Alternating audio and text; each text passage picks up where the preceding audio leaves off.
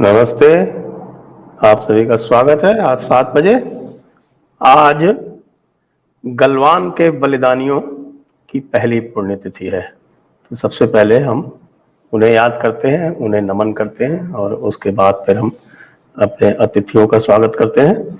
हमारे साथ भाऊ तोरसेकर जी और ओंकार चौधरी जी दोनों जुड़ चुके हैं और आज हम बात करने जा रहे हैं महाराष्ट्र में जो घालमेल हो रहा है उसकी बात। हो सबसे पहले मैं भाऊ से पूछता हूँ, भाऊ ये क्या हो रहा है? सबसे पहले हमारे उद्धव ठाकरे जी जो हैं वो जाते हैं मिलने प्रधानमंत्री से और उसके बाद तुरंत बाद संजय राउत जो है वो प्रधानमंत्री की बड़ी तारीफ कर देते हैं। फिर हमारे शरद राव जी जो हैं वो बुला लेते हैं प्रशांत किशोर को और उसके बाद नाना पटोले जी कह देते हैं कि साहब कांग्रेस तो अब अकेले चुनाव लड़ेगी। ये कौन सी पैंतरेबाजी हो रही है? थोड़ा हमें भी समझाएं। समझाने की बात क्या है? हाथी जब खाता नहीं तो दांत दिखाते रहता है। तो ये तो खा नहीं रहे तो दिखा दे रहे। ये खाने के दांत बोलते ना, हाथी के खाने के दांत और होते, दिखाने के और होते। हर महाविकास आघाड़ी में जो हर पार्टी है वो अपने तरीके से कुछ दिखाना चाहती है, करती कुछ नहीं है। तो एक दूसरे को जो पहले से फडणवीस बोल रहे थे कि हम तो ये सरकार गिराएंगे नहीं, ये अपने ही बोझ से गिरेगी, तो अब बोझ सामने आने लगा है। एक दूसरे को लगता है कि दूसरा बोझ है, दूसरे को लगता है कि तीसरा बोझ है, तीसरे को लगता है कि पहला बोझ है। तो उसकी क्या बोलते तकरार हो रही है। अब पटोले जब बोलते हैं तो वो तो सुपर संजय राउत बन गए। 2 साल से इनको पार्टी का अध्यक्ष चुनने को सब समय नहीं मिल रहा है और वो 24 का चुनाव जीतने निकले। अब बोले क्या? तो उनसे तो संजय राउत अच्छे हो गए। कम से कम आज की बात तो बोलते हैं, गलत हो सही हो लेकिन आज के बोलते। ये तो 3 साल आगे जो चुनाव है उसके बारे में बोल रहे। तो पटेल हो पवार हो। अच्छा, पवार की बात है तो पवार हमेशा ऑप्टिक्स बना देते। उन्होंने अगर प्रशांत किशोर को बुला लिया है तो प्रशांत किशोर इनके लिए क्या कर सकता है? देखिए, प्रशांत किशोर जो रेस में दौड़ने वाला घोड़ा है, उस घोड़े के लिए कुछ कर सकते हैं, लेकिन जो घोड़ा दौड़ ही नहीं सकता उसके लिए प्रशांत किशोर कुछ नहीं कर सकते। तो फिर बिलोया क्यों? तो सीधी सी बात है, वो कांग्रेस को डराना चाहते हैं कि भाई हम तो अकेले बलबूते पर जाएंगे, शिवसेना को साथ लेंगे, आपको तो हम साथ नहीं लेने वाले हैं। तो नाना पटोले चिल्लाने लगे। हमारे मराठी में एक कहावत है, बाजारात तुरी भट भटनीला मारी। यानी तुअर जो होती है वो तो बाजार से लाई भी नहीं, लेकिन उस पर से मियाँ बीवी एक दूसरे को मारने लगते हैं। वैसी बात चल रही। ओंकार जी, आप तो दिल्ली में बैठे हुए हैं और जी जी दिल्ली के घटनाक्रमों पर आपकी नजदीकी दृष्टि रहती है और मुझे तो लग रहा है यहाँ महाराष्ट्र की तो चर्चा हो ही नहीं रही है इस समय। तो चर्चा हो रही है तो उत्तर प्रदेश की हो रही है या पंजाब की हो रही है या अभी जो जैसा हिंदी में भी कहावत है ना, जैसे अभी बाबू ने कहा कि सूत न कपास और जुलाहों में लट्ठम लट्ठा। तो राहुल गांधी जी तो इस समय राम मंदिर में व्यस्त हो रहे हैं, प्रियंका भी और केजरीवाल भी सारे राम मंदिर में व्यस्त हो रहे हैं। महाराष्ट्र की क्या चर्चा है यहाँ पर? देखिए, ऐसा लगता है संजय जी कि वो जो आधा घंटे की अलग से मुलाकात हुई है प्रधानमंत्री और उद्धव ठाकरे के बीच, उसको लेकर के भले ही एनसीपी के नेता कुछ भी कहें, कांग्रेस के नेता कुछ भी कहें और उसको बड़ा ऐसा शो करें कि जैसे ये बड़ी हल्की फुल्की बात है, कोई ऐसी बात नहीं है, ऊपर से शो करें, लेकिन अंदर से कहीं ना कहीं उनको परेशानी हुई है कि एक पूर्व मुख्यमंत्री अशोक चौहान जो कांग्रेस का प्रतिनिधित्व कर रहे थे और एक डिप्टी चीफ मिनिस्टर आपके अजित दादा पवार, उन दोनों को बाहर बैठा दिया गया और आधा घंटा उद्धव ठाकरे और प्रधानमंत्री की अलग से बातचीत हुई। मेरा ये मानना है, मैं गलत भी हो सकता हूं, कि कुछ तो हुआ है, कुछ तो बातचीत हुई है, क्योंकि हमें ये नहीं भूलना चाहिए कि जब उद्धव ठाकरे बड़े संकट में फंस गए थे, संवैधानिक संकट में फंस गए थे, किसी सदन के सदस्य नहीं रह गए थे, विधानसभा का चुनाव लड़ नहीं पाए और विधान परिषद का चुनाव गवर्नर जो है वो टाल रहे थे, यानी उनकी इच्छा के मुताबिक उसको आयोजित नहीं कर रहे थे, कोरोना काल का या लॉकडाउन का बहाना करके वो चुनाव आयोग को चिट्ठी लिख ही नहीं रहे थे। तो ऐसे में भी उद्धव ठाकरे की अगर किसी ने मदद की थी तो वो प्रधानमंत्री नरेंद्र मोदी ही थे, कि उन्होंने चाहे पर्दे के पीछे से ही सही, लेकिन गवर्नर को एक मैसेज भिजवाया कि भाई आप चुनाव आयोग को चिट्ठी भेज दीजिए, और उस संकट से उद्धव ठाकरे उबर गए थे। अब ठीक है, क्या परिस्थितियां थी कि उस समय उद्धव ठाकरे भी अपनी एक अकड़ में थे, या अतीत में कुछ ऐसी घटनाएं हुई थी जो उनको आहत कर गई थी भारतीय जनता पार्टी की तरफ से, क्योंकि ये बात तो बार बार सामने आई है कि खास तौर से जो फडणवीस जी का कार्यकाल था, इसमें शिवसेना को उतने महत्व के डिपार्टमेंट नहीं दिए गए, उतना महत्व भी उनको नहीं दिया गया जितना महत्व अतीत में बाला साहब ठाकरे को मिलता था। या तो बाला साहब ठाकरे के कद के ये नेता नहीं है, या जो बीजेपी की मौजूदा लीडरशिप है उसका काम करने का तरीका ही थोड़ा सा जुदा है अटल जी या आडवाणी जी के समय से।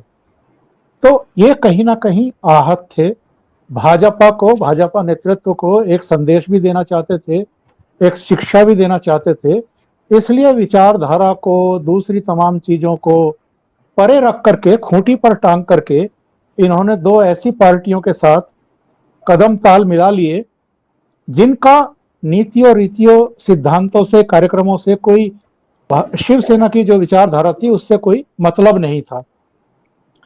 अब उद्धव ठाकरे ने भी देख लिया चीफ मिनिस्टर बनकर के, वो भी अगर नवंबर तक रहेंगे तो 2 साल के चीफ मिनिस्टर तो हो ही जाएंगे, और इस बीच उन्होंने ये भी देख लिया कि चीफ मिनिस्टर रहते हुए लोगों की भी, पार्टी के कार्यकर्ताओं की भी, विधायकों की भी और दूसरे दलों की भी जो आकांक्षाएं और इच्छाएं होती हैं उनकी पूर्ति करना कितना दुष्कर कार्य हो, और वो भी जब 3 पहियों वाली सरकार हो। सबके अपने अपने नेता हैं, सबकी अपनी अपनी ईगो है, सबके अपने अपने खेल हैं जो महाराष्ट्र में हमने होते हुए देखे हैं, चाहे अनिल देशमुख के जरिए हुए हों, चाहे अनिल परब के जरिए हुए हों, जो एक एपीआई असिस्टेंट पुलिस इंस्पेक्टर के जरिए 100 करोड़ की वसूली करवा रहे थे। उसमें किसकी कितनी सहभागिता है, किसका कितना बंटवारा हुआ है, वो बाद की बात है, जांच में पता नहीं सामने आएगा भी कि नहीं आएगा। लेकिन उद्धव ठाकरे ने भी मुख्यमंत्री बनकर के कोई इज्जत तो कमाई नहीं है, बल्कि जो थोड़ा बहुत था उसको गंवा दिया है।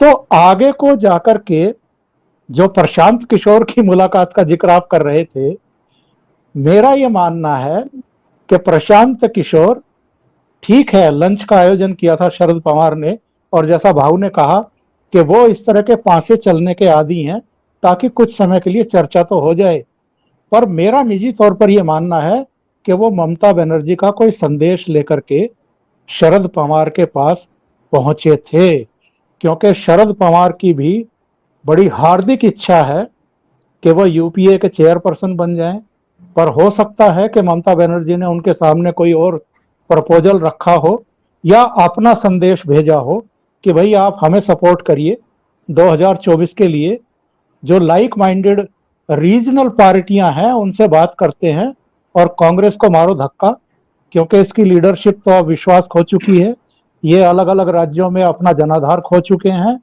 तो इनकी कोई विश्वसनीयता बची नहीं है, इनको कोई सीरियसली लेता नहीं है। तो चूंकि ममता बनर्जी तीसरी बार चीफ मिनिस्टर बनी है, तो शायद उस दिशा में कोई प्रयास शुरू हुए हैं, ऐसा मेरा मानना है। जी। बाबू ओंकार जी का यह आकलन है कि उद्धव ठाकरे ने सत्ता इसलिए लेने का प्रयास किया था क्योंकि वो सबक सिखाना चाहते थे देवेंद्र फडणवीस को और भाजपा को। आप भी ऐसा मानते हैं, या कि ऐसा था कि उनको तो सत्ता चाहिए थे किसी भी कीमत पे? हाँ बिल्कुल, सत्ता तो उनको चाहिए थी। और देखिए, जब आप राजनीति में माहिर नहीं होते तो आप बड़े ये जुए नहीं खेल सकते, ये भूल गए थे। अब जो ओंकार जी ने बताया उसमें एक थोड़ा मैं दुरुस्त करना चाहूंगा कि जब उनको 6 महीने में उनको प्राइम मिनिस्टर एमएलए बनना जरूरी था, एमएलसी या एमएलए बनना जरूरी था, तो उन्होंने तय किया था कि अप्रैल में जो विधान परिषद के चुनाव आएंगे उसमें वो खड़े हो जाएंगे, वो चुनाव होगा। लेकिन बीच में लॉकडाउन आ गया, कोरोना आ गया, तो उन्होंने एक दूसरा वाया मीडिया निकाला था कि राज्यपाल नियुक्त जो 2 नॉमिनेटेड जगह खाली थी और उस पर एक जगह उनका नाम नॉमिनेट किया जाए। ये प्रस्ताव राज्यपाल को भेजा था, लेकिन राज्यपाल ने वो ठुकरा दिया। उसका कारण अलग था। राज्यपाल चुनाव नहीं ले सकते, चुनाव लेना जो है वो चुनाव आयोग करता है काम। और चुनाव आयोग ने लॉकडाउन लगने के बाद डिक्लेयर कर दिया कि बेमुदत हम सब चुनाव आगे ढकेल रहे हैं। अब इनका जो प्लानिंग था उसमें अप्रैल में वो चुनाव होने थे और 9 जगह के चुनाव थे, लेकिन उसमें विधानसभा के जो एमएलए है वो चुनते हैं 9 कैंडिडेट। तो वो चुनाव थे और वो आगे जब पोस्टपोन किए गए थे, लेकिन राज्यपाल ने जो प्रस्ताव ठुकराया था वो नॉमिनेटेड एमएलसी का था। और दूसरी बात ये थी उसमें कि ऐसा दुनिया में इसके पहले 2 बार हुआ है। एक बिल्कुल शुरुआत में जब मद्रास प्रेसिडेंसी थी तब राजा जी चीफ मिनिस्टर थे और उनको वहां के गवर्नर, मेरा ख्याल है प्रकाशम वगैरह कोई गवर्नर थे, उन्होंने उनको अपॉइंट किया था। और उस पर नेहरू भी गुस्सा हो गए थे कि अरे हम असेंबली और लोक डेमोक्रेसी चला रहे हैं और आप नॉमिनेटेड चीफ मिनिस्टर कैसे ला सकते हो, क्योंकि वो नॉमिनेटेड एमएलसी थे। दूसरी बात ये हुई थी, हमारा जो प्रसिद्ध मंडल आयोग है, वो मंडल आयोग जिनके अध्यक्षता में बनाया गया, वो बिंदेश्वरी प्रसाद मंडल, बीपी मंडल, ये 69 में एमपी थे। और उनको उस वक्त आपको मालूम है आयाराम गयाराम चलता था, सुबह जी जी। इस पार्टी में थे, शाम को उस पार्टी में गए।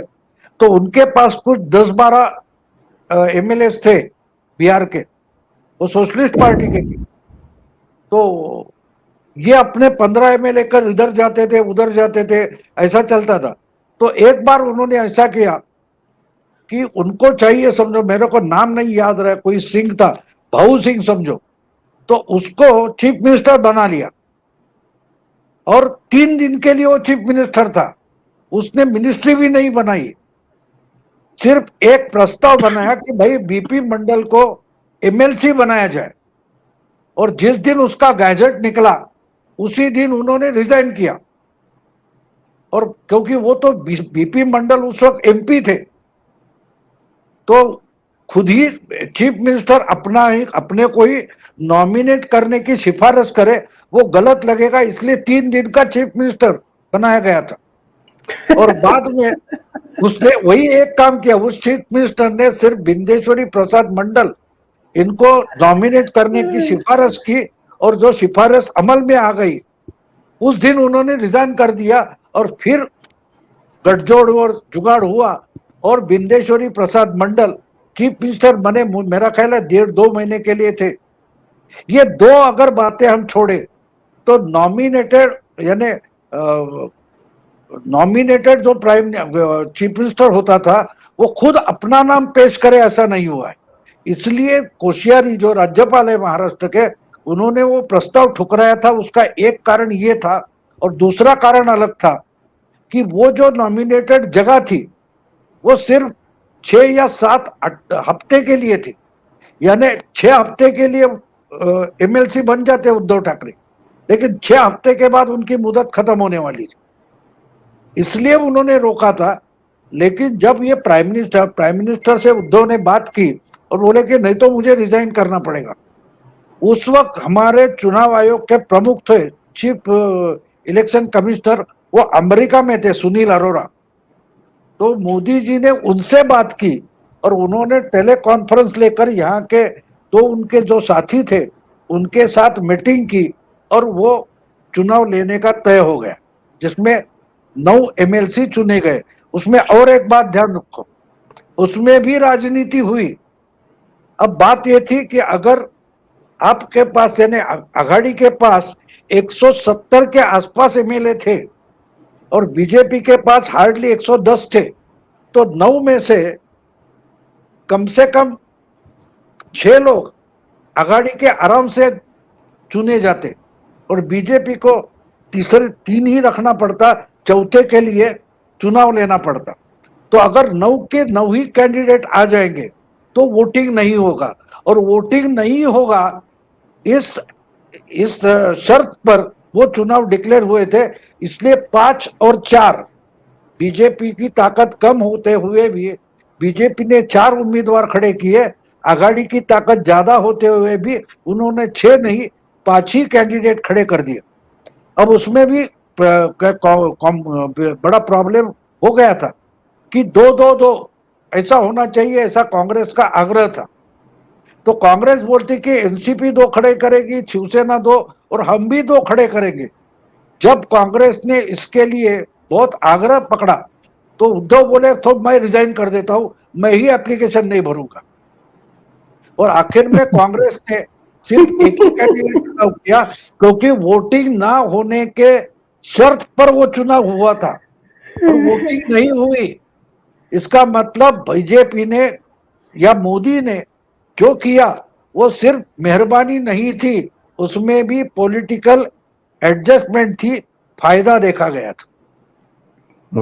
ये बात तो ये मैंने ओमकार जी ने जो बताया उसका खुलासा करके जी बोलना पड़े।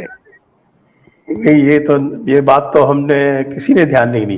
ये आपने बहुत एक अंदर की बात बताई जिसको नहीं, एक बात होती है, मोदी या फडणवीस या बीजेपी ये कोई प्रेस कॉन्फ्रेंस लेके हमने क्या चालाकी की ये तो बताएंगे नहीं।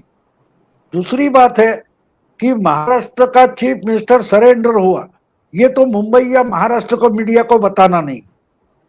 उल्टे बोल गए, देखो कैसे कांग्रेस बीजेपी को सरेंडर होना पड़ा। अरे एक एमएलसी आसान से उनका आ गया, ये सरेंडर कौन हो गया? जब आपका चीफ मिनिस्टर बोलता है कि 6ठा कैंडिडेट आघाड़ी के तरफ से खड़ा होता है तो मैं ही चुनाव नहीं लड़ूंगा, इसका मतलब मैंने 5 ही कैंडिडेट हो गए, ये मोदी को जुबान दी है, ऐसा उसका मतलब था। लेकिन ये बातें तो देखो, हम जब एनालिसिस करने बैठते हैं तो हमको जो दिखाई देता है उसके पीछे क्या है वो ढूंढना पड़ता है, वो उस वक्त ढूंढा नहीं गया। इसलिए ओमकार जी तो दिल्ली में बैठे, लेकिन यहाँ के पत्रकार क्या कर रहे थे? आप तो अंधेरे में हो क्योंकि आप दूर बैठे हो। मराठी या मुंबई के जर्नलिस्ट क्या कर रहे थे, मीडिया क्या कर रहा था? क्योंकि उनको आघाड़ी कैसे जीती वो दिखाना था, तो ये उन्होंने सच छुपाया था। लेकिन बाजी, और मुझे याद है कि कहीं एक 14 के जो इंटरव्यू मोदी जी लंबे लंबे इंटरव्यू चैनल को देते थे मोदी जी, तब मोदी ने एक किस सवाल पर एक जवाब दिया था, अरे भैया आखिर गुजराती हूं, राजनीति करूंगा उसमें भी बिजनेस तो करूंगा। तो ये बिजनेस था उसका। अब ये बिजनेस किया ये तो मोदी बताएंगे नहीं, लेकिन दिखाने ऑप्टिक्स क्या बन गया कि देखो इनकी सरकार तो मोदी जी ने बचाई। असल में अपोजिशन में रह के भी मोदी जी ने टर्म्स डिक्टेट किए थे। ये बात आप बिल्कुल आपने बात बताई, ये तो हल्की फुल्की तो हमने देखी थी, लेकिन ये कभी किसी ने इसके ऊपर विश्लेषण किया नहीं, मुझे लगता है। ओंकार जी, ये जी एक जी बिल्कुल नई बात कहें इसको, या एक नए एंगल से एक विश्लेषण जो भाव ने किया, वो पूरी तरह मैं, से मैंने लॉजिकल उस है। पर मराठी में वीडियो भी उस वक्त बनाया था। मेरे प्रोग्राम में भी भाव ने एक बार इसका हल्का सा संकेत दिया था। जी, और एक बात बता दूं, ये अभी 12 एमएलसी का झगड़ा चालू है, वो तो मैं पहले उनकी लिस्ट जाने के समय से बोल रहा हूं, ये तो 12 होने वाले नहीं है। तो मेरा अभी अभी मैंने एक 15 दिन पहले एक वीडियो डाला था कि कोशियारी से होशियारी आपको संकट में लाई है, क्योंकि कोशियारी भी चीफ मिनिस्टर रहे हैं, उनको मालूम है उनका अधिकार कहाँ शुरू होता है, कहाँ खत्म होता है, और गवर्नर का अधिकार और चीफ मिनिस्टर का अधिकार कहाँ शुरू कहाँ खत्म, ये उनको मालूम है। इनकी हालत वो गाने जैसी हो गई, अजीब दास्तां है, कहाँ शुरू कहाँ खत्म। लेकिन कोशियारी को मालूम है कहाँ शुरू कहाँ खत्म। तो ये 12 नॉमिनेटेड एमएलसी की बात हो रही। बिल्कुल बिल्कुल। अभी अभी 7-8 महीने हो गए ना, इनकी लिस्ट पड़ी है। अभी तो कोई हाईकोर्ट में भी गया है कि भाई वो लिस्ट है कहाँ। तो रोज अगर सामना में लिख के का आप कोशियार को हैरान करोगे तो उनकी अभी देखिए, अब छोटी बात नहीं होती, एक राज्यपाल है, गवर्नर है, उनके नाम से इस राज्य का कारोबार चलता है। उनको देहरादून जाना था, महाराष्ट्र गवर्नमेंट के ओनरशिप का जो हवाई जहाज है उसमें जाकर वो बैठ गए, और बैठने के बाद आप उनको उधर से उतार देते और बोलते कि आपके यूज के लिए इसको क्लियरेंस नहीं मिला है। तो ये तो इंसल्ट करना था। तो वो तो चुपचाप उतरे, प्राइवेट दूसरा हवाई जहाज लेकर देहरादून पहुंचे, वापस आ गए। लेकिन जब उनका समय आ गया तब वो दिखा रहे कि 12 हो, 12 एमएलए हो या 12 लफड़े हो, 12 कैसे बचते वो दिखा रहे। हाँ ओंकार जी, आप कह रहे थे कुछ। मैं ये कह रहा था कि भगत सिंह कोश्यारी बहुत ही उदार मना है, बहुत सिंपल व्यक्ति हैं, सम्मान देना भी जानते हैं, और उनका सम्मान भी बड़ा रहा है, जब वो चीफ मिनिस्टर थे तब भी और चीफ मिनिस्टर से पहले थे तब भी, क्योंकि बुजुर्ग भी हैं और मैं तो व्यक्तिगत तौर पर उनको जानता हूं। वो कभी भी किसी से बेजा पंगा लेते ही नहीं हैं, बल्कि हाथ जोड़ करके तो सबको सम्मान देते हैं। मतलब ऐसे गवर्नर को भी आप अगर इस तरीके से लें, जब आप सामने जाएं उनसे मिलने के लिए, तो वो सोशल मीडिया में आपने चित्र देखा है संजय राउत का, वो बिल्कुल ऐसे मुड़े हुए हैं हाथ जोड़ करके उनके सामने, और वैसे आप सामना में उनके खिलाफ रोज गाली गलौज की भाषा लिखें। मतलब करीब करीब 2 राज्यों में संवैधानिक पदों पर बैठे हुए लोगों के साथ मर्यादा भंग की गई है। एक भगत सिंह कोश्यारी साहब और दूसरे जगदीप धनखड़। जगदीप धनखड़ ठीक है, कभी कभी उनकी तरफ से भी कुछ ऐसा हुआ होगा कि जिसकी वजह से टीएमसी के लोग इतनी अभद्र भाषा में उनसे बात करते हैं। महुआ मित्रा अंकल जी कह करके अगर गवर्नर को ट्वीट करे, और इनके एक Kalyan Banerjee member of parliament जो हाई कोर्ट के वकील भी हैं, वो गरिमा और मर्यादा भूल जाएं और ये कहें कि सभी कार्यकर्ता सभी पुलिस स्टेशन में इनके खिलाफ जो है एक पत्र दे करके रखें, ये जिस दिन गवर्नर पद से हटेंगे उस दिन इनको प्रेसिडेंसी जेल में डालेंगे, तो ये राजीव बनर्जी वगैरह भूल जाते हैं कि भैया तुम तो हाई कोर्ट की वकालत करते रहे हो, पर जगदीप धनखड़ सुप्रीम कोर्ट की वकालत करते रहे हैं, एमपी भी रहे हैं, और अगर मैं गलत नहीं हूं तो चंद्रशेखर सरकार में या वीपी सिंह सरकार में मंत्री भी रहे हैं, वो लेजिस्लेटिव असेंबली के मेंबर भी रहे हैं किशनगढ़ राजस्थान से, और एक सम्मानित आदमी हैं,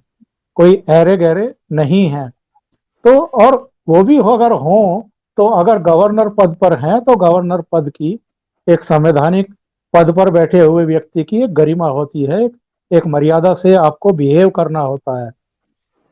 आज आप सफल हैं इस तरह की बेहूदगी करके, लेकिन हमेशा आप सफल रहेंगे इस बात की लोकतंत्र में कोई गारंटी नहीं होती है। और जैसा अब भगत सिंह कोश्यारी, उद्धव ठाकरे उनके सहयोगियों को आईना दिखा रहे हैं, हो सकता है ऐसा मौका पश्चिम बंगाल में भी आ जाए। नहीं, आपने जो बोला एक मैं थोड़ा जोड़ दूं, वो तो जी जी। धनखड़ है और कोश्यारी यहाँ इनकी धड़कन बने बैठे। और जो दूसरी बात आपने कही थी, थोड़ा उसका भी मजाक कर लूं मैं, कि जो कमर में झुककर कोश्यारी का नमस्कार कर रहे संजय राउत, तो वो तो श्रीमान शिवसेना के कमांडर है। उसमें से डर तो निकल गया, कमान बची हुई दिखाई देती है उस फोटो में। भाव एक और अभी 2 दिन पहले सुशांत सिंह राजपूत वाले केस की भी उसको 1 साल हो गया, और उसी से निकले हुए बहुत सारे जो सवाल थे, जो आगे जाके परमवीर सिंह, और परमवीर सिंह के बाद सचिन वाजे और एनआईए और सीबीआई और ईडी और एनसीबी, वो सारा मामला अभी भी पूरी तरह से उलझा हुआ है, और उसमें कभी भी कुछ भी हो सकता है। ये कारण तो नहीं है कि ये तीनों के तीनों जो है ये रोज एक नए तरह का नृत्य करते रहते हैं। बिल्कुल है, क्योंकि वो देखिए, इनको आपको बता दूं, जब 2019 के विधानसभा चुनाव होने वाले थे, तो एनसीपी के सातारा के एमपी जो है उदयनराजे भोसले, उन्होंने पार्लियामेंट का रिजाइन किया था और बीजेपी में आए थे, और फिर वहां का भी उपचुनाव डिक्लेयर हुआ था। तो पवार साहब ने डिक्लेयर कर दिया था कि पृथ्वीराज चौहान को वहां से खड़ा कर देंगे, जो कांग्रेस के थे। अब बंटवारा जो है, बंटवारे में वो जगह एनसीपी की है, फिर भी पवार साहब ने कांग्रेस के होकर भी पृथ्वीराज चौहान को वो जगह ऑफर कर दी थी। आपको मालूम है, 1 घंटे में पृथ्वीराज चौहान जहां थे वहां से उन्होंने इनकार कर दिया, जी मुझे बिल्कुल खड़ा नहीं होना है। तो पवार साहब कुछ देते हैं, उसका मतलब कितना डेंजरस होता है। ये उसी समय की बात है, अक्टूबर 2019 की। अगर ये उद्धव जी समझ नहीं पाए तो उनको तो कीमत चुकानी पड़ेगी ना। पवार साहब ऐसे कुछ भी देते नहीं जिसमें आपका फायदा हो, उनका फायदा हो ना हो, लेकिन जिसको पवार साहब कुछ देना चाहते उसका तो फायदा होता नहीं। ये मेरा ख्याल है, मैंने कहीं इस पर बोल भी दिया था कि पवार साहब महाराष्ट्र के राजनीति में बरमूडा ट्रायंगल है, उनके साथ जो जाता है वो गायब ही हो जाता है।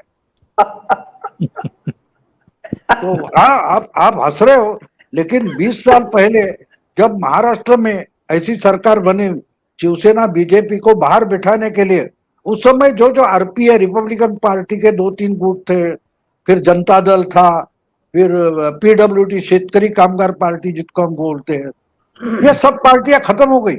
कम्युनिस्ट पार्टी या मार्क्सिस्ट पार्टी, ये सब उसमें थे 1999 में। आज उसमें से कोई भी पार्टी महाराष्ट्र में बची नहीं है, ना उस समय का कोई नेता बचा है। तो ये आप समझ सकते हो। तो उद्धव जी इतिहास भूलकर अगर पवार साहब के साथ गए तो उनको भी कीमत चुकानी पड़ेगी। हाँ, पवार साहब का फायदा, मैं उनको, पवार साहब को भारतीय राजनीति का सबसे निस्वार्थी नेता मानता हूं, पवार साहब को, क्योंकि उन्होंने खुद के लिए कभी कुछ बनाया नहीं, दूसरों का नुकसान जरूर किया है। वो दूसरों के नुकसान में अपना फायदा देखते रहे। अजीब है। लेकिन देखिए, उन्होंने ना अपनी पार्टी बनाई, कभी वो पार्टी बड़ी बनाई। आप बताइए मुझे, बिल्कुल नहीं।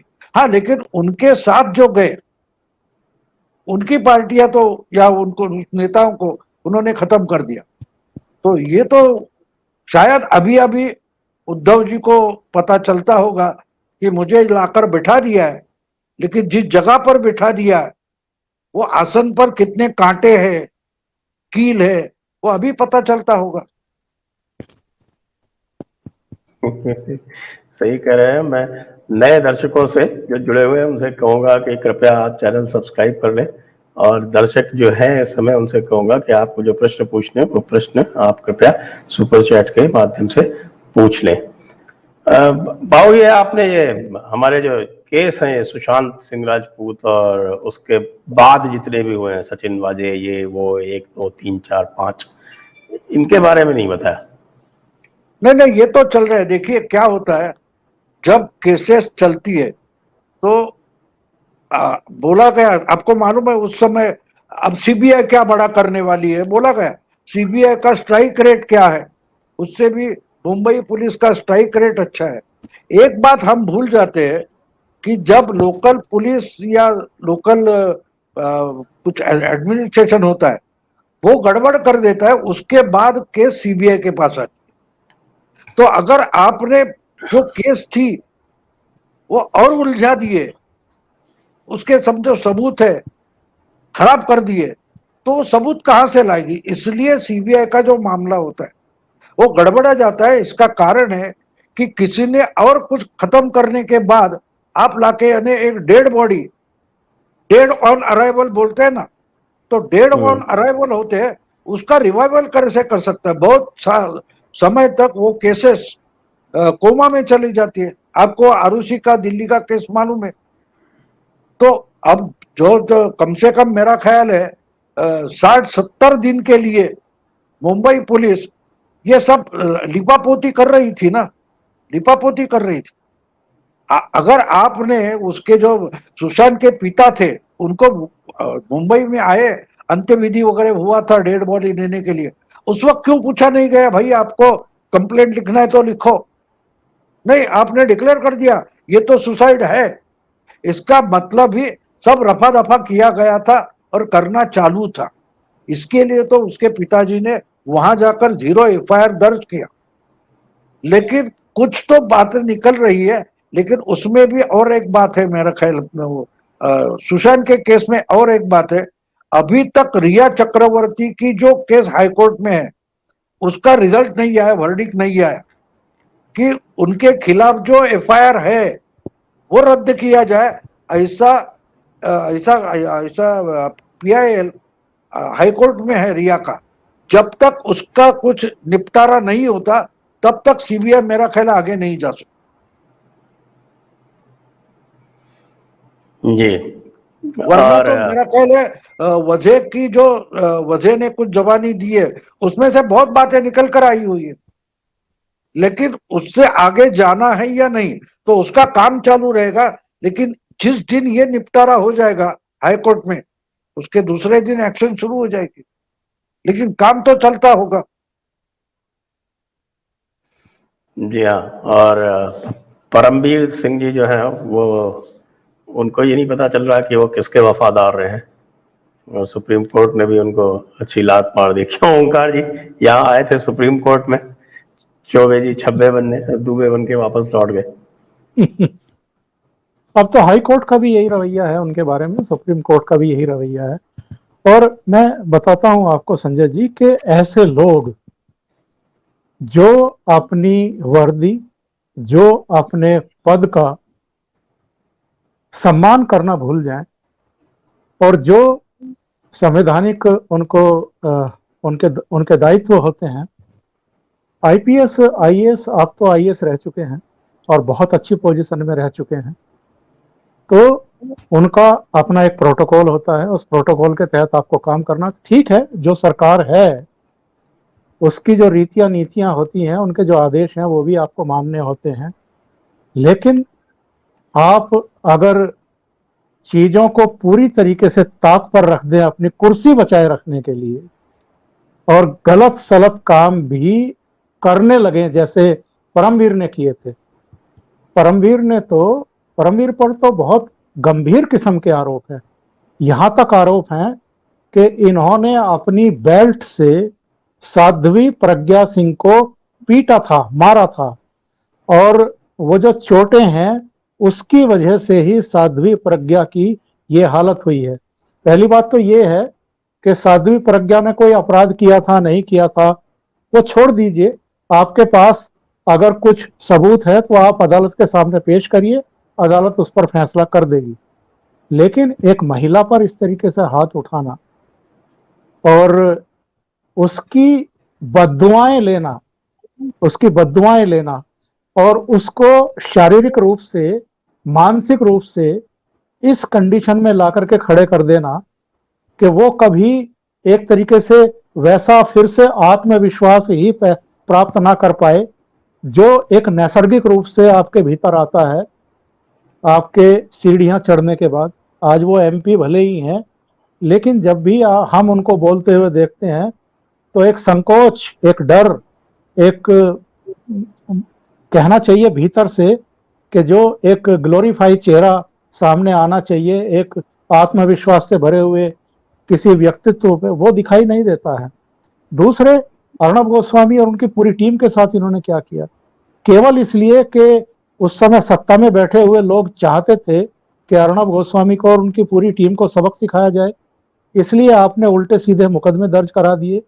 एक ऐसा केस जो ऑलरेडी बंद हो चुका था, अदालत जिसको एक्सेप्ट कर चुकी थी, उसमें किसी को कोई ऑब्जेक्शन भी नहीं था उस समय, फिर बाद में अन्वय नाइक के परिवार को आप ढूंढते हैं या ऑलरेडी वो उद्धव ठाकरे परिवार के साथ उनके रिश्ते पाए गए, कुछ जमीन का लेन देन भी अलीबाग इलाके में उनके बीच में हुआ, दोनों परिवारों के बीच में। तो आप रीओपन करते हैं और अचानक कमांडोज भेज करके, एनकाउंटर स्पेशलिस्ट को भेज करके आप अर्णब गोस्वामी को, एक ऐसे मतलब एडिटर को जिसका देश में भी सम्मान है, विदेश में भी नाम है और जिसकी अपनी एक पहचान है, उसको आप ऐसे गिरफ्तार करते हैं जैसे किसी टेररिस्ट को आप गिरफ्तार कर रहे हो, और ऐसी वैन में डाल करके ले जाते हैं जिस वैन में आम तौर पर जेल से अपराधियों को अदालत में लाया जाता है और फिर अदालत से वापस जेल भेजा जाता है। मतलब कोई सम्मान नाम की चीज नहीं। फिर हंसा वाले मामले में, टीआरपी वाले मामले में भी जो खेल इन्होंने किया, जिस तरीके से प्रेस कॉन्फ्रेंस की, तो परमवीर सिंह के साथ तो संजय जी जो व्यवहार हो रहा है इससे और थोड़ा सा बढ़ती होना चाहिए, कम नहीं होना चाहिए, क्योंकि ऐसे ऑफिसर इसी तरह के व्यवहार के लायक हैं। जी, वैसे पिछली बार जब हमने चर्चा की थी तो हमने पंढरपुर उपचुनाव की भी चर्चा की थी, बाबू ने बताया था, उसके बारे में काफी चर्चा हुई थी। तो मैं ये देख रहा था कि कुछ राष्ट्रीय समाचार पत्रों में ये चर्चा आ रही थी कि शिवसेना और भाजपा फिर से हाथ मिला सकती है। मुझे तो लगता है कि ऐसा करना तो बिल्कुल उचित नहीं होगा, क्योंकि इस समय तो स्थिति, जैसा आपने उस समय कहा था, इस समय स्थिति ये है कि भाजपा अपने दम पर यहाँ चुनाव जीत सकती है। क्या आपको लगता है कि इस तरह का कुछ हो सकता है? इसके बाद फिर हम अब दर्शकों के प्रश्नों पर जाएंगे। दर्शकों से मेरा आग्रह है कि कृपया अपने प्रश्न पूछ चले, इसके बाद हम आपके पास ही आएंगे। नहीं, बिल्कुल। एक बात हाँ, ऐसी है, प्लीज। एक बात ऐसी है कि मुझे नहीं लगता कि दोनों साथ आकर सरकार बनाएंगे। लेकिन देखिए, एक राजनीति में दो तरह के पैतरे होते हैं। ये सरकार जो है वो सरकार गिराने के लिए शायद शिवसेना से हाथ मिलाया जा सकता है, फिर उसके बाद सरकार बनाने के लिए हाथ मिलाया जाएगा कि नहीं, उस पर मैं साशंक हूं। और दूसरी बात यह कि शिवसेना इसमें फंसी है तो उसको निकालने के लिए बीजेपी क्यों जाएगी? मुझे नहीं लगता बिल्कुल जाएगी, बिल्कुल नहीं जाएगी, क्योंकि उससे अगले चुनाव में नुकसान बीजेपी का होगा। आपको याद होगा कि हेगड़े जॉर्ज फर्नांडिस के आग्रह से उस वक्त बीजेपी ने कर्नाटक में जनता दल से, जो पटेल नाम के चीफ मिनिस्टर से, उनके साथ बीजेपी ने हाथ मिलाया और बड़ा भारी नुकसान बीजेपी का हो गया था और एस.एम. कृष्णा कांग्रेस के चीफ मिनिस्टर बने थे। क्योंकि जिस पटेल को गाली देते देते आप राजनीति कर रहे थे, उनसे भी हाथ मिला लिया चुनाव में, उसकी भारी कीमत बीजेपी को कर्नाटक में भरनी पड़ी थी और उसके लिए 5 साल पीछे चली गई थी बीजेपी। और कृष्णा के बाद फिर धर्मा सिंह आ गए और फिर कुमार स्वामी से हाथ मिलाया गया वगैरह वगैरह, बात की बात है। लेकिन पहली गलती वहां हुई थी कि जिस पटेल या जेडीएस चीफ मिनिस्टर के देवेगौड़ा के असिस्टेंट थे, उनके साथ हाथ मिलाया गया, उसकी कीमत बीजेपी को चुकानी पड़ी थी। तो यहां भी हो सकता है, अगर बीजेपी करेगी गलती तो उसकी बड़ी कीमत उनको चुकानी पड़ी। ओंकार जी, आप कह रहे थे कुछ? जी, मैं तो बस इसी पर कह रहा था जो भाव ने बता दिया है कि जो क्वेश्चन आपका मूल क्या था उस समय, मैं बिल्कुल एकदम भूल गया। नहीं, मैं ये कह रहा था कि आपको लगता है क्या कि ये जैसा कुछ अच्छा, बीजेपी राष्ट्रीय और समाचार शिवसेना साथ आ सकते हैं कि नहीं आ सकते? जी हाँ, जी हाँ, जी हाँ, जी हाँ। तो जो हालात इन्होंने कर दिए हैं महाराष्ट्र के, मैं शो में आने से पहले आंकड़े देख रहा था। 59 लाख अभी तक कोरोना से संक्रमित हो चुके हैं अकेले महाराष्ट्र से, और 1,12,000 लोगों की मौत हो चुकी है कोरोना से। तो जो हालत इन्होंने करके छोड़ी है और जो बीती है महाराष्ट्र की जनता पर, इतनी ज्यादा नाराजगी है इनके प्रति जिसका कोई हिसाब किताब नहीं। अगर 1,12,000 लोग मरे हैं तो आप समझिए कि एक परिवार के हो सकता है 2-3 भी मरे हों, पर एक एक तो हम मान करके चलते ही हैं। तो 12 लाख, 1,12,000 परिवार या 1 लाख परिवार ही अगर हम मान लें तो वो उनके रिश्तेदार सबके सब नाराज होंगे, क्योंकि उस तरह की देखभाल, उस तरह के इलाज, उस तरह के उपाय हुए ही नहीं हैं कि थोड़ी बहुत बचत हो जाती, बचाव हो जाता। 12-13 करोड़ का एक राज्य, उसमें 1,12,000 लोग मर जाते हैं, 59 लाख संक्रमित हो जाते हैं। इससे डबल आबादी वाला उत्तर प्रदेश, जहां कुल 22-23 हजार ही लोगों की मृत्यु होती है, और पहली वेव में भी योगी ने राज्य को संभाल लिया। दूसरी वेव में जिस समय पूरे देश में हाहाकार था, उस समय वैसा ही उत्तर प्रदेश में भी था, पर बाकी प्रदेशों के मुकाबले उत्तर प्रदेश को उन्होंने जल्दी संभाल लिया। और अकेले चीफ मिनिस्टर थे पूरे देश में जो हेलीकॉप्टर लेकर के हर जिले में पहुंच रहे थे, अस्पतालों का निरीक्षण कर रहे थे, समीक्षा बैठकें कर रहे थे, कहाँ क्या कमी है, कहाँ क्या सुस्ती है, उसको देख रहे थे और चीजों को नियंत्रित कर रहे थे। हमने तो नहीं सुना कि उद्धव ठाकरे मुंबई में कहीं गए हों तो गए हों, मुंबई के बाहर कहीं हेलीकॉप्टर या विमान लेकर के समीक्षा बैठकें करने गए हों, मैंने नहीं सुना। तो ऐसी स्थितियों में जो हालात इन्होंने करके छोड़े हैं महाराष्ट्र में, उसमें भारतीय जनता पार्टी इनसे क्यों हाथ मिलाएगी?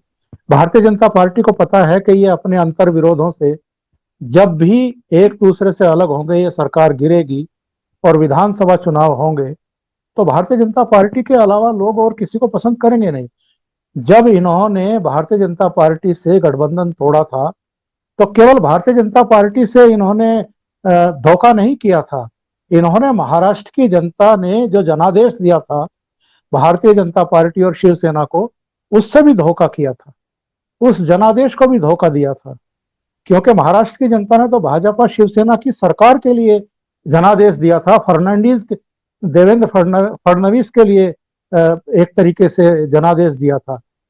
तो जनता इन चीजों को कभी भूलती नहीं है, और जब अवसर आता है तो वो अपनी नाराजगी छिपाती भी नहीं है, सबक सिखा देती है।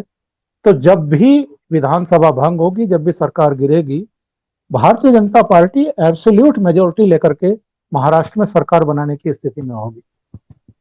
और मैं एक थोड़ा जोड़ दूं इसमें अगर मैं थोड़ा जोड़ देता हूँ जी कि जी एक बात होती है, देखिए आज आज अगर शिवसेना और भाजपा हाथ मिला लेती तो मान लो कि नीरव मोदी, विजय मल्ल्या, मेहुल चोकसी, उनको लूटने तो यूपीए ने दिया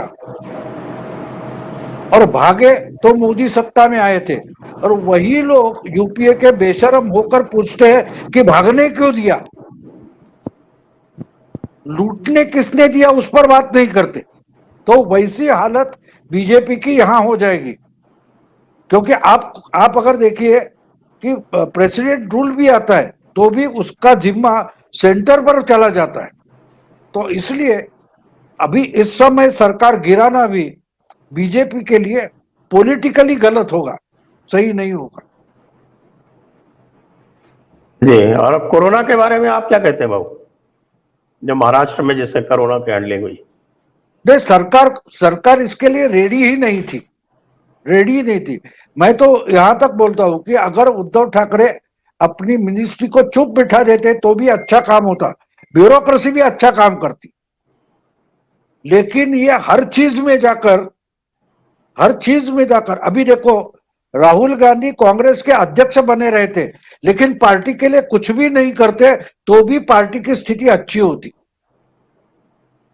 इसी ढंग से अगर आघाड़ी सरकार जो है महाराष्ट्र का, वो चुपचाप मिनिस्टर बैठे रहते और उन्होंने ब्यूरोक्रेसी पर छोड़ दिया होता तो इससे अच्छी कोरोना की व्यवस्था होती।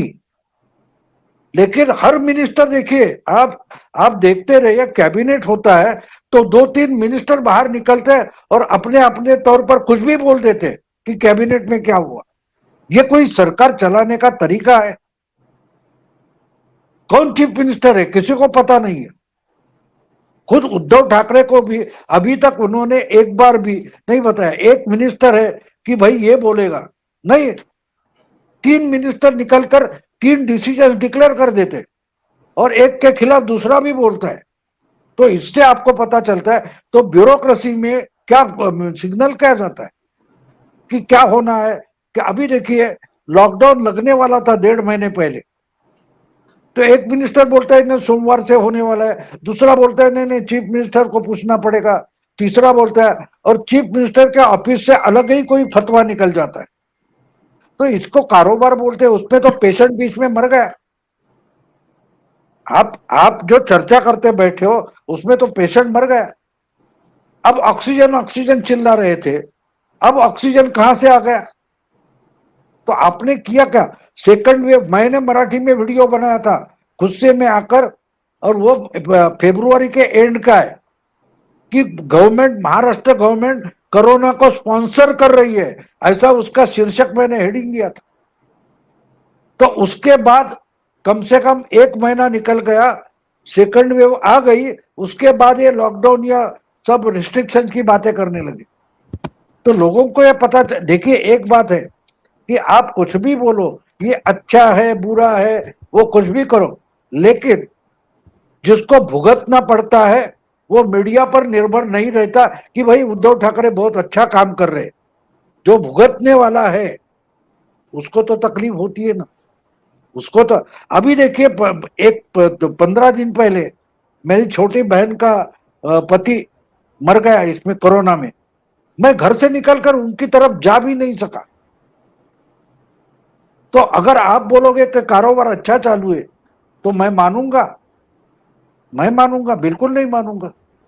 तो लोग जो भुगत रहे हैं वो इंतजार करते हैं कि मुझे मेरी बात बताने का अवसर कब आता है। वो अवसर वोटिंग के टाइम आता है।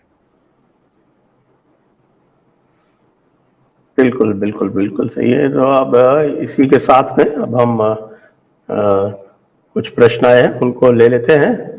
उसके पहले मैं सभी दर्शकों से अनुरोध करूंगा कि आप इस चैनल को कृपया सब्सक्राइब करें, इस वीडियो को लाइक करें, इसको शेयर करें। जो भी आप हमारी सहायता कर सकते हैं वो भी अवश्य करें। प्रश्न भी पूछ लें। तब तक हम अब अगले प्रश्नों पर चलते हैं। Press the bell icon on YouTube and don't miss another update.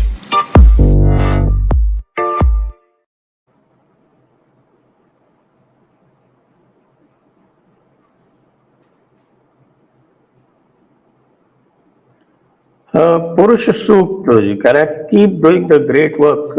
धन्यवाद आपको, बहुत बहुत धन्यवाद जी। ठाकुर जयपाल सिंह जी कह रहे हैं हाँ, सभी को सादर प्रणाम। भाऊ जी, आपके सेंस ऑफ ह्यूमर का मैं दीवाना हो गया हूँ, अब तो आपके मराठी वीडियो भी देख रहा हूँ।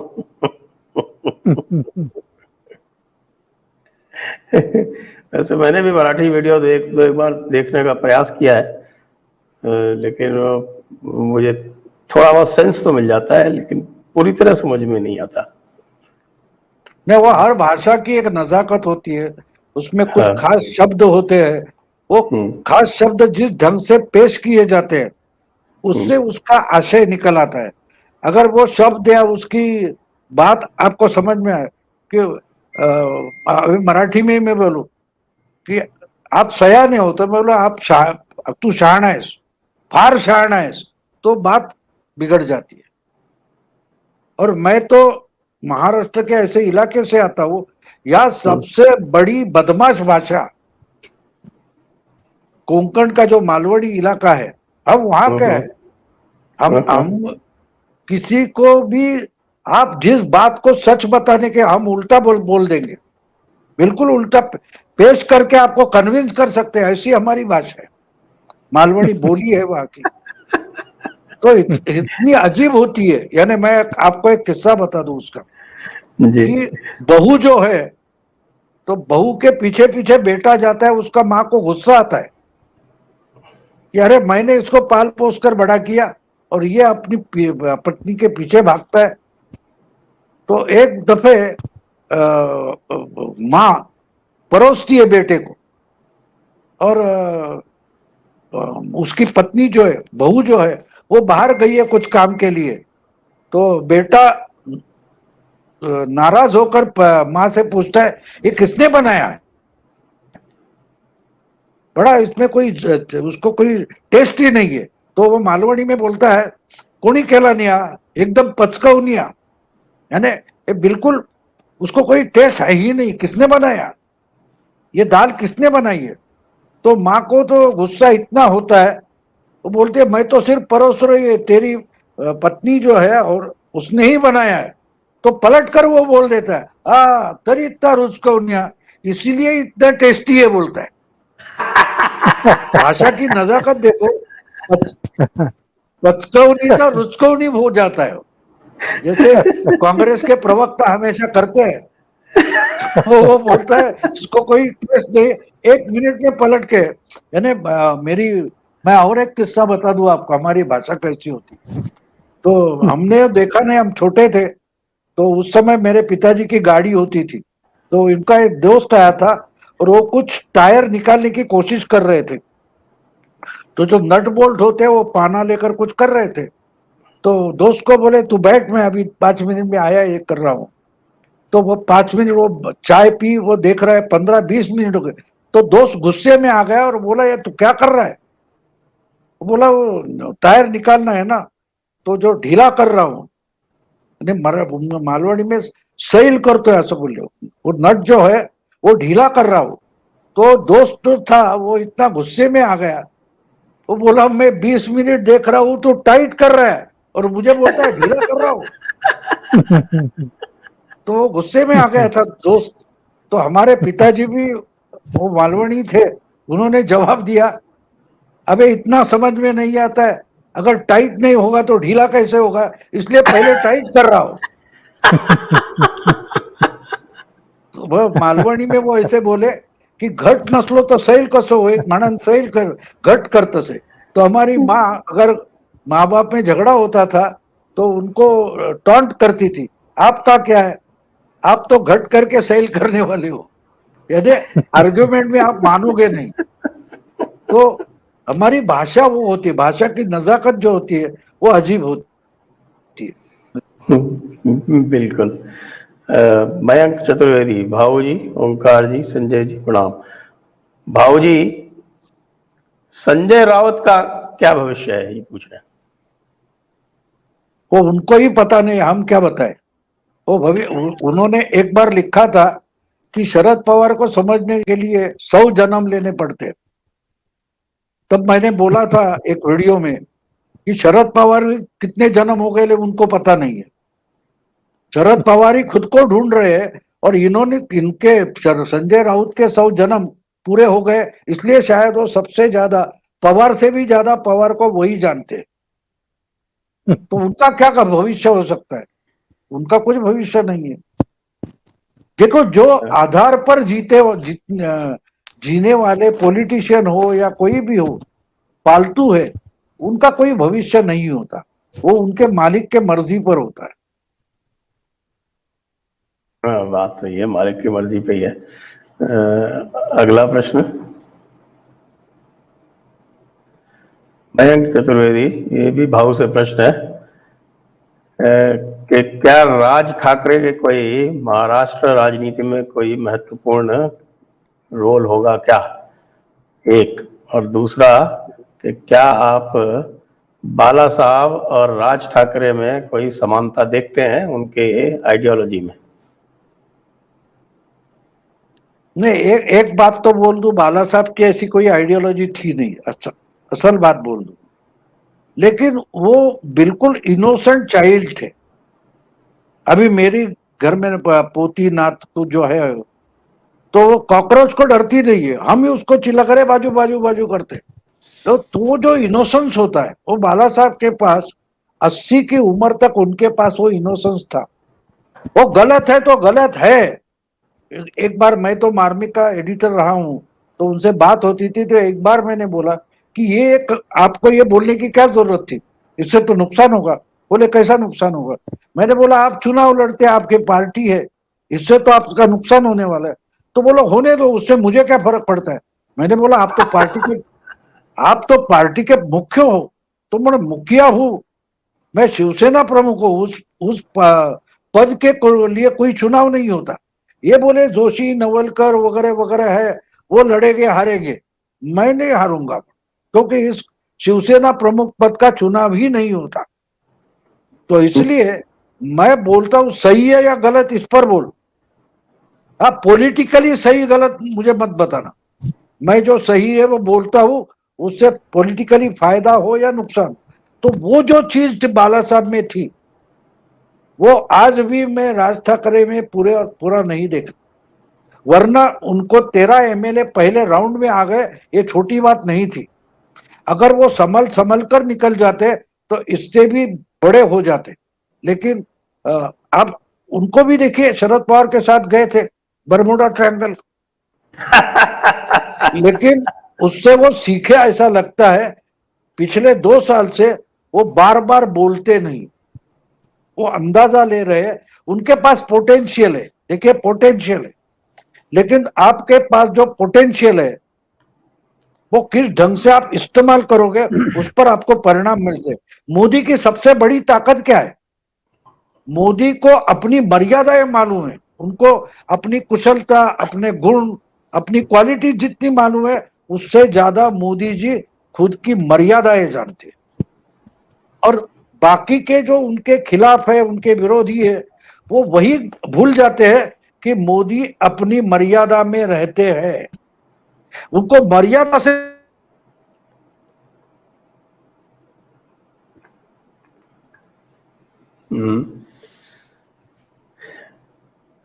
लगता है कोई कनेक्शन गड़बड़ हुआ थोड़ा सा। कुछ नेट की प्रॉब्लम लग रही है। नेट की प्रॉब्लम है, तब तक इसी प्रश्न को आप देख लीजिए ओंकार जी, जो चल रहा था तब तक। नहीं, ये तो देखिए, राजनीति में तो ये कहा भी जाता है ना, जो राजनीति में होते हैं उनके लिए कहा भी जाता है कि राजनीति में कब कितना बोलना है यही महत्वपूर्ण नहीं है, बल्कि ये उससे भी ज्यादा महत्वपूर्ण है कि कब नहीं बोलना है। तो कम से कम मोदी के बारे में जो जिक्र कर रहे थे भाऊ, तो उन पर तो ये बिल्कुल अक्षर से सही बैठता है कि मोदी जी को ये पता है कि कब बोलना है, कितना बोलना है और कब नहीं बोलना है। अभी भी हमने देखा ही है, पश्चिम बंगाल के समय भी आप भी कई बार अपने प्रोग्राम्स में मैं तो बहुत क्रिटिसाइज कर रहा हूँ इस चीज को। धैर्य खोते हुए दिखाई दिए यहाँ तक कि उनकी पार्टी के भी कुछ नेता और जो ये कह रहे थे कि मोदी जी को कम से कम कुछ तो बोलना चाहिए इस हिंसा पे, तब भी मोदी जी मर्यादित रहे, क्योंकि वो जानते हैं कि मैं प्रधानमंत्री पद पर हूं और अमित शाह गृह मंत्री हैं, तो कम से कम इन दोनों को ऐसे समय पे खामोश जो रहे, मैं तो बहुत बड़ा अप्रिसिएट करता हूं उनको कि ऐसे समय वो कम से कम नहीं बोले, मर्यादित रहे, क्योंकि अगर वो भी बोल देते तो उसके बाद चीजें बहुत खराब हो सकती थी। नहीं, इसमें मेरा दूसरा मत है, इसके ऊपर फिर कभी बात करेंगे। जी जी। तो राज ठाकरे का क्या भविष्य देखते हैं आप? राज ठाकरे का एक्चुअल में अब जो स्थितियां बन रही हैं महाराष्ट्र में, शिवसेना को लेकर के जो लोगों का मोहभंग हुआ है, क्योंकि ओवरऑल इनका जो एटीट्यूड रहा है सत्ता में आने के बाद, अगेन वही बात लागू होती है कि जब पावर आपके पास आ जाती है तब आपको बहुत धैर्यवान होना होता है, बहुत संतुलित व्यवहार करना होता है, एरोगेंसी को त्याग करके खूंटी पर टांगना होता है। लेकिन हमने देखा है अलग अलग जब भी ऐसे मौके आए हैं, जब भी टेस्टेड टाइम आया है इनका, तब ये अपना वो संतुलन कायम नहीं रख पाए, एरोगेंस खत्म करके और जो एक सूझबूझ वाला नेतृत्व होता है या फैसला होता है वो नहीं कर पाए। कई इंसिडेंट ले लीजिए, और अगर केवल एक पर ही मैं बात करूं तो कंगना रनौत वाला जो प्रकरण हुआ था, उसमें तो इनको पूरी तरीके से एक्सपोज करके रख दिया। हो सकता है अर्णब गोस्वामी की प्रस्तुति में जो वो चैलेंज करते थे स्टूडियो में बैठ करके, ललकारते थे, उस उस अंदाज से बहुत सारे लोग सहमत हो सकते हैं, असहमत हो सकते हैं, लेकिन यही तो टेस्टेड टाइम होते हैं जब सत्ता में बैठे हुए लोगों को अपना संयम नहीं खोना होता है। लेकिन ये संयम खो बैठे थे। उद्धव ठाकरे ने भी दशहरा वाले प्रोग्राम में नाम भले ही ना लिया हो, लेकिन कंगना रनौत पर टिप्पणियां की थी। संजय राउत तो पता नहीं क्या क्या कह गए, जबड़ा तोड़ देंगे और इनके पिताजी को भी खींच करके लाएंगे। मतलब इस तरह की अमर्यादित टिप्पणियां, सत्ता का नशा एक्चुअल में इनके सिर पर चढ़ गया था, वो कई मौकों पर देखा गया है। तो यही फर्क है, नरेंद्र मोदी जितना मर्यादित आचरण करते हैं और इन्होंने जितना मतलब गरिमा मर्यादा सबको ताक पर रख दिया, और सत्ता के वशीभूत होकर के, पावर के वशीभूत होकर के जो जो कर्म कांड कराए, और जिस तरीके से इनकी अनुभवहीनता सामने आई, उसके चलते ही एक्चुअल में ये इतने एक्सपोज हो गए हैं और लोगों की निगाहों में भी गिरे हैं। उसकी वजह से ही इनको नुकसान भी होने वाला है संजय जी। जी। बाबू, आपका कनेक्शन कट गया था, उस समय हम बात कर रहे थे कि राज ठाकरे का भविष्य क्या है। नहीं, तो इसलिए मुझे लगता है कि राज ठाकरे अपने अनुभव से थोड़ा सीख गए हैं। 2 साल से आप देखिए, वो अपनी भाषा पर, अपने वक्तव्य पर बहुत कंट्रोल रखते हुए दिखाई दे रहे हैं। वो अंदाज ले रहे हैं, क्योंकि एक बात है, शिवसेना अगर बिखर जाती है, में से कुछ लोग बीजेपी में जाएंगे, कुछ लोग राष्ट्र एनसीपी में जा सकते हैं, लेकिन पूरे के पूरे नहीं जा सकते। जिसको शिवसेना शिव सैनिक बोलते हैं, वो बहुत एग्रेसिव होता है और उसको कुछ करना होता है, उसको सीट चाहिए, एमएलए बनना, ऐसा नहीं होता। तो उनके लिए शिवसेना अगर ओरिजिनल नहीं है तो शिवसेना जैसी दूसरी कोई पार्टी चाहिए, और वो आज तो एमएनएस है, तो उसमें लोग आ सकते हैं। वो उसकी प्रतीक्षा कर रहे, इंतजार करते बैठे। इसलिए भविष्य है, क्योंकि देखो उनके पास बाला साहब का वो स्पार्क है, वो कहीं भी शुरू हो जाते हैं तो लोगों को खींच लेते। हाँ, उसके पीछे अगर ऑर्गेनाइजेशन खड़ा हो जाए तो वो फिर से उभर कर आएंगे, जरूर आएंगे। जी। अगला और प्रश्न। ये अगर अगर शिवसेना लूज करती है तो उसके बाद राज ठाकरे की संभावना थोड़ी बहुत निश्चित रूप से बनेगी। संजय जी। जी, अगला प्रश्न विजय। ये पूरे पैनल के लिए प्रश्न है। मास्टर स्ट्रोक का लिस्ट और कितना लंबा है? सुशांत, दिशा, मनसुख, अनिल देशमुख की अरेस्ट, एंटीलिया, ट्विटर की बदतमीजी, बंगाल के दंगे, सुशांत का 1 साल हुआ, सर शर्म से झुक जाता है, 56 इंच अब 2 इंच का रसगुल्ला बना दिया दीदी ने।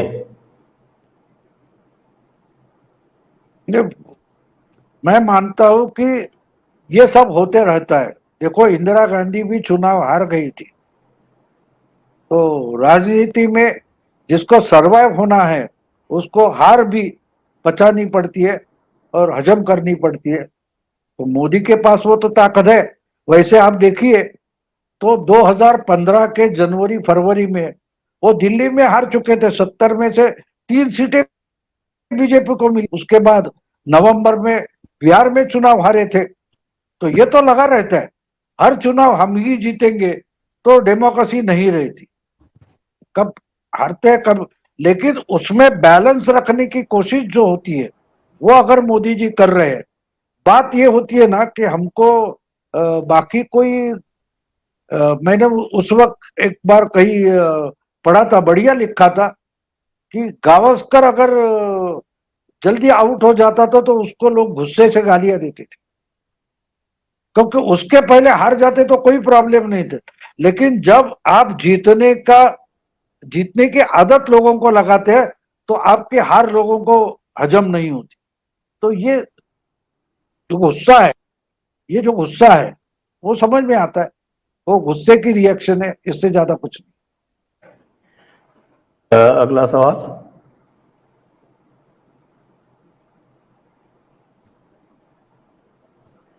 जय तीर्थ जोशी। उद्धव ठाकरे ने कहा कि हम कोरोना से लड़ाई के लिए तैयार हैं। क्या कोरोना हमसे लड़ाई के लिए तैयार है? बाबू। मैं ऐसा नहीं कहा था उन्होंने कि हम कोरोना के साथ रहेंगे। क्या कोरोना हमारे साथ रहेगा? वो 1 साल पहले की बात है, वो उस समय जब लाइव करते थे। तो बात यह था, उद्धव को एक समझ में नहीं आता, वो बाला साहब नहीं है तो उनकी नकल करने जाते हो तो फंस जाते। बाला साहब जैसे बात करना इनको, वो भाषण भी कर देते तो डायरेक्टली कर देते थे, वो कुछ तैयारी करके नहीं आते थे। तो ये उद्धव के नेचर नहीं है, और जब वो नकल करने जाते हैं तो फंस जाते। वो भी नहीं, आदित्य की बात देखो, संजय राउत की बात देखो। संजय, आपको एक बात बता दूं क्या फर्क होता है। हमने अमिताभ बच्चन का जो वो पिक था वो देखा है, तो क्या डायलॉग होते थे। वो डायलॉग अमिताभ नहीं लिखते थे, जावेद अख्तर, सलीम खान ही लिखते थे। लेकिन अगर वो मेरा डायलॉग है, मैंने लिखा हुआ है, इसलिए जावेद अख्तर या सलीम खान स्टेज पर आकर बोलने लगे, तो लोग सुनेंगे क्या? नहीं सुनेंगे। क्योंकि वो जिस ढंग से पेश करने हैं, वो डायरेक्टर बताता है, सलीम खान लिखता है और अमिताभ पेश करता है। तो अमिताभ का जो आवाज है, उसकी जो अदाकारी है, वो जब तक नहीं होती तो सिर्फ शब्द होते हैं। तो वो उद्धव ठाकरे ये समझ में नहीं पा रहे और उसमें फंस जाते। अब मोदी को देखिए, मोदी एक ढंग के वक्ता है, वाजपेयी अलग ढंग के वक्ता थे। तो वाजपेयी की नकल मोदी नहीं करते, ये फर्क है। उन्होंने अपनी स्टाइल बना ली है, उद्धव को अपनी स्टाइल बनानी जरूरी है। अब राज ठाकरे बिल्कुल सही बाला साहब के नकल ही उतारते, लेकिन जब खड़े हो जाते हैं तो वो पूरे के पूरे बाला साहब जैसे हो जाते हैं। उद्धव के पास वो कला नहीं है, तो उनको वो दिखाने की भी जरूरत नहीं है। वो अपने ढंग से, सचिन तेंदुलकर गावस्कर के बाद आया, विराट उसके बाद आया, लेकिन एक दूसरे की नकल नहीं करी उन्होंने, अपनी अपनी स्टाइल पेश की। जी, ये क्या है, अजय राउड़े। भाऊ, बुद्धिजीवी को बैलगाड़ी वाला उल्लू कैसे बनाता है? वो बहुत पुराना किस्सा उन्होंने सुना होगा वो। तो वो एक मैंने एक बार बोला था, एक व्याख्यान भाषण था मेरा। तो एक पढ़ा लिखा आदमी गांव में जाता है और गांव गांव में उसने देखा नहीं है, तो सब अनाड़ी है ऐसे लोगों को समझता है, लेकिन वो कैसे सयाने होते हैं उसके बारे में मैंने बताया था। तो एक बार वो बस से उतर जाता है और रिक्शा नहीं कुछ नहीं और 3 किलोमीटर चलना है। तो बोलता 3 किलोमीटर कैसे चलूंगा? तो गांव वाले को पूछता है, भाई बोले 6 घंटे बाद बस है गांव में जाने वाली। तो बोला 6 घंटे यहाँ कहाँ रहूंगा? तो बोले वो बैलगाड़ी जा रहे हैं उससे बैठ के निकल जाओ, वो तो उसी गांव की गाड़ी है। तो पूछता है, बोलते हाँ आ जाओ। तो अब ये चुप नहीं बैठेगा। जो बुद्धिजीवी होता है ना, उसकी एक समस्या ऐसी होती है कि उसको वो सबसे दुनिया में सबसे सयाना ज्ञानी है ये बताना जरूरी लगता है। तो वो बैलगाड़ी वाला है, उससे वो बातें करने लगता है। तो तू क्या करता है? बोले हम क्या करेंगे, बैल हाँकते ये करते वो करते। तो बोले तुझे एक सवाल पूछूं क्या? तो बोलता है क्या पूछोगे? मैं तो चौथी कक्षा में स्कूल छोड़ दिया है, ये बैल चलाता हूँ ये वो। तो वो चुप बैठता है। फिर इसको तो आप मैं कितना ज्ञानी हूं ये बताना उसको चुप नहीं बैठने देता। तो बोलता है आखिर में एक बात करो कि मैं आपको एक सवाल पूछूंगा। बैलगाड़ी वाले को बोलता है, आपको अगर जवाब नहीं देने आता है तो आपको 10 रुपए देना पड़ेगा, और आप मुझे सवाल पूछिए, अगर मैं जवाब नहीं दे पाऊंगा तो मैं बदले में 100 रुपए दे दूं। वो बैलगाड़ी वो बोलता है 1 मिनट चुप हो जाओ, और जेब से जेब में देखता है तो 10 की पत्ती होती है। बोलते हाँ हाँ ठीक है पूछ लो। तो पूछता है, तो शुरू करता है। तो बुद्धिजीवी बोलता है 1 मिनट मैं क्यों, तुम पूछो कोई भी सवाल। पहले बैलगाड़ी वाले को आग्रह करता है कि तू ही पूछ ले। तो बोलता है कि जिसके गरुड़ जैसे पंख है, जिसका मुंह गाय जैसा है, जिसका पंजा शेर जैसा है, और बहुत कुछ बोलते, जिसकी दुम मगरमच्छ जैसी है, ऐसा कौन प्राणी है?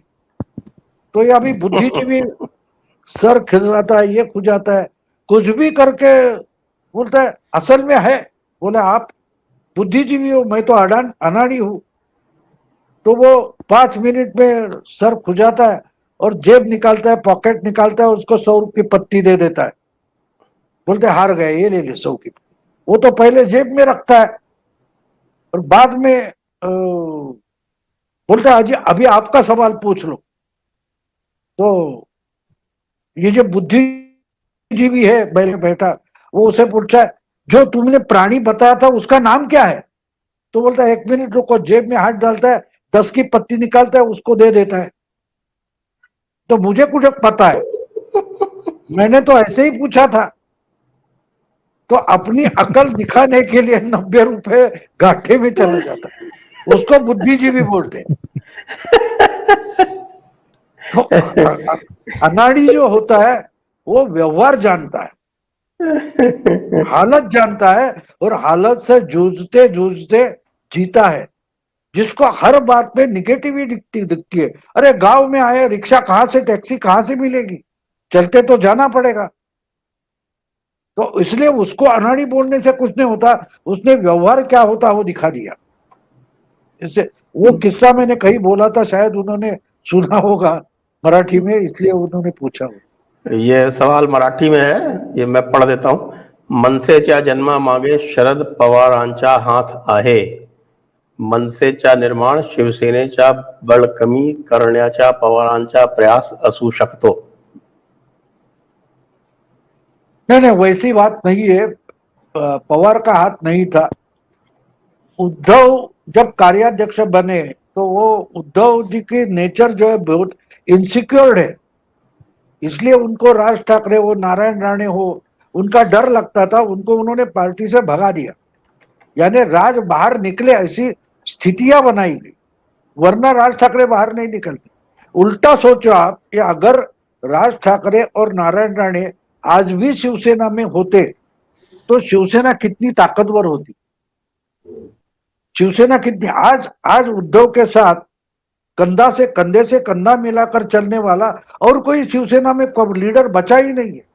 बाला साहब के पास देखिए अलग अलग लोग थे, नारायण राणे जो रास्ते पर उतर कर लड़ सकते थे, मनोहर जोशी बुद्धिजीवी थे, अलग अलग किस्म के लोग बाला साहब ने इकट्ठे किए। सुभाष देसाई है, वो बड़े अच्छे ऑर्गेनाइजर है। ये सब भुजबल जो बिल्कुल एग्रेसिव थे और चालाक भी थे, कई जगह तो वो क्या बोलते हैं, चालाकी भी कर लेते थे। मुझे याद है भुजबल की उस वक्त जब मैं मार्मिक का एडिटर था तो बेलगांव के लिए सत्याग्रह होता था, पवार साहब चले गए थे, उसके बाद चौथा नंबर भुजबल का था। चौथे दिन भुजबल ने बताया था कि मैं आके इसी नाके पर सत्याग्रह करूंगा। तो वो गोवा में जाकर अपना रूप ढंग चेंज कर गए थे, फिर भी वो पकड़े गए। तो आपको मालूम है भुजबल ने क्या किया था? उसी जगह सत्याग्रह करना था, उन्होंने वो पुलिस को भी रिश्वत दी और बोले पकड़े तो हो, कम से कम उस नाके पर तो ले जाओ, उसके दुगुना पैसे दे दूंगा। और पुलिस ने उनको उधर जाके छोड़ दिया, उधर झंडा लेके खड़े हो गए और फिर अरेस्ट करके ले लिया। तो इस अलग अलग तरीके के ये किस्सा तो मुझे बाला साहब ने बताया था।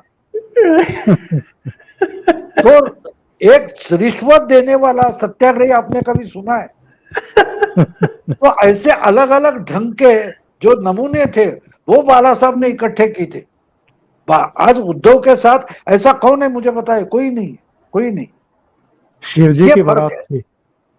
थी। हाँ, शिव जी की बारात, आपने बराबर। सही है। इसी के साथ हमारा अब प्रश्नोत्तर काल भी पूर्ण होता है। आप दोनों महानुभावों का बहुत बहुत धन्यवाद, ओंकार जी का और बाबू जी का, और दर्शकों का भी बहुत बहुत धन्यवाद। जय हिंद, वंदे मातरम। जय हिंद सर, जय हिंद।